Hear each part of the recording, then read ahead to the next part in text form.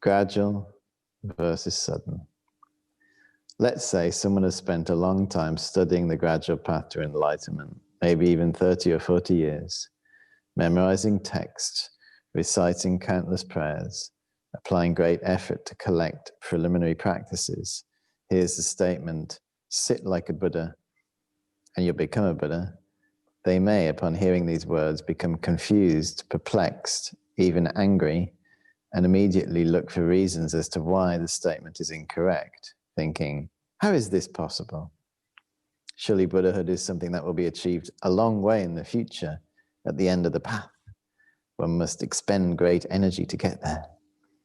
They may believe those who expound this sudden view are mistaken, that they cling to wrong views, and their minds will become dull and confused if they practice this method. Historically, within the history of Buddhism, there have been many debates between the gradual path and sudden path approaches. Even entire countries, Tibet, have politically decreed to follow only one approach, the gradual, as opposed to the other.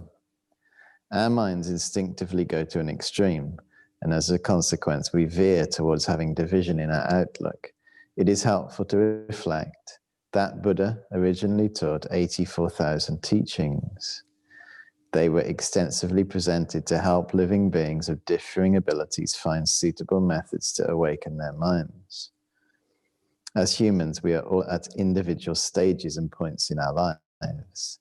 Due to past actions, tendencies, and predispositions, we have natural associations with particular presentations. It is not a case that one view is better than another. It is more what suits and benefits the individual at the point of existence they find themselves in. Historically, in Buddhist countries like Tibet, Japan, and Thailand, citizens would follow the presentations offered to them by the state-supported institutions. Each country emphasized different practices and stages of the path of meditation.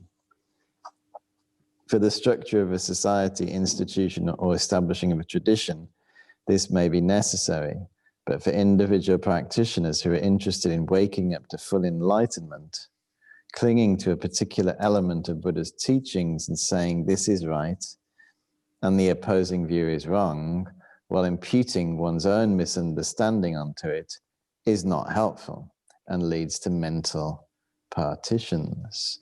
Esteemed teachers would focus and highlight a practical training for the general public, but in private or in small groups would introduce another.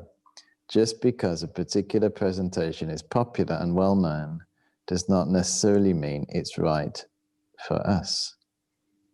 Buddha's teachings can be divided into two presentations: definitive, which are concerned with meditating on ultimate truth, the nature of reality, and interpretative, which are concerned with the path, which allows the mind space to be able to meditate on reality. With a skillful practice and clear presentation, one can engage in both without contradiction or division. Outside of Buddhist countries, which is here, anyone in any Buddhist countries online?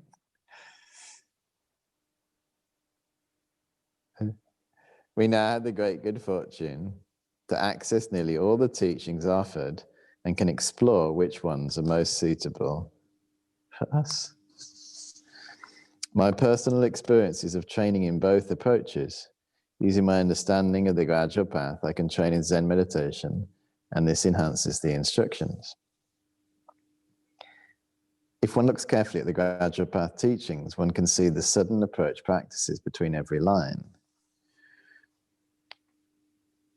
In reality, there's no contradiction. The inherent distinctions are imputed by minds that have chosen to cling to particular views. So, for example, a gradual path teaching would be gratitude.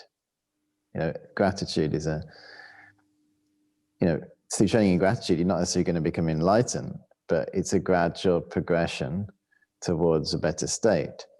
But even as you're training in gratitude, as you're meditating on gratitude, if you understand the nature of that mind is clarity and peace, and it is knowing nature, you can combine the two practices together. So they're not separate practices if you unite your understandings. Because sometimes, you know, you learn many different practices and you think, well, how do all these fit together? It can be confusing on the surface. When should I practice that? Should I practice this? Or you go online and you think, well, what meditation am I meant to do today? There's this one, there's that one, the other one. But if you approach it skillfully, it's quite simple. We need something simple, don't we? We need a simple solution, not a complex solution. However, it's important to appreciate that the gradual path can and does help to clarify and clear up mistaken views about the mind and the ultimate nature of reality. If one fails to explore this, it can lead to sitting in Zen meditation in a vacuum. Consequently, no good qualities will grow. This is important. This is one of the warnings given by respected teachers of the gradual path. So the critique of the sit like a Buddha approach has validity. If the practices are not followed with correct understanding, they can bring some pacification and perhaps with some concentration, even formless realm experience, but not a mind that will liberate us entirely from the cycle of uncontrolled existence and thereby be of benefit to countless living beings. Great teachers and practitioners of the past who have been able to make a clear distinction between trainings to attain enlightenment and popular practices to organize society to fulfill political aims have been able to unify all of Buddha's teachings. They've been able to integrate them without holding contradiction within their mind and without losing compassion for any living being. Even today, with careful reflection, clear awareness, and a compassionate intention, we also can become Buddhas and be of great benefit to others.